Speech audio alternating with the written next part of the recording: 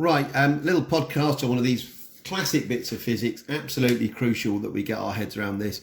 It's possible you're an expert from GCSE, I sincerely hope so. These two words, mass and weight, cause all kinds of problems for students of physics. So let's just make sure we understand why there is a problem and what both words mean.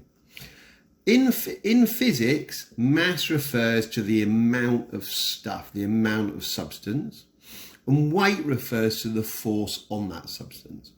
Of course, it doesn't help that out there in the real world, if I said I would like 3 kilograms of potatoes, people would often refer to that as the weight of the potatoes, when of course in a physics sense it isn't the weight of the potatoes. I like to think about this, I find it useful to think about these ideas in terms of kind of basic space travel. Let's imagine, it's not quite true anymore, I've got a mass of 100 kg. So that means that if I'm running along and I bump into a wall, all that mass needs stopping, or if I want to go, accelerate myself on my bike, all that mass needs moving. And that's true wherever I am in the universe. So that's a kind of constant, it's a property of me. On planet Earth, obviously not drawn to scale here, I have a certain amount of weight, a certain amount of force of gravity.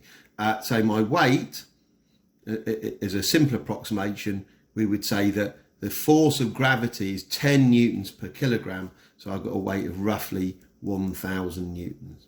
However, we need to kind of up our game a little bit here. We're going to make this number 9.81. So we're now saying the force of gravity is 9.81 newtons per kilogram. So my weight on Earth is 9.81 times 100. And so we get 981 newtons for my weight on planet Earth. We're now kind of imagine me heading off to the moon, and I'm in my spaceship, and we're going to imagine I'm a good long way from the Earth, so there's no force of gravity out here. I've still got a mass of 100 kilograms. If I push off this end of the spaceship and bang my head on this end of the spaceship, it's still really going to hurt, because my head will have to apply a force to the wall enough to stop me moving. However, if I was to try and stand on a set of scales, we would say my weight is equal to 0, okay? Because there's no force pulling me. If we get out to the moon, I think I have a bit of a body.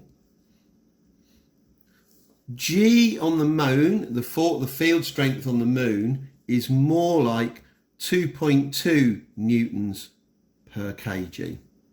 So my weight on the moon is 2.2 times 100, which is 220 newtons. So same mass in all three places, different weight because it depends on the strength of the local gravity.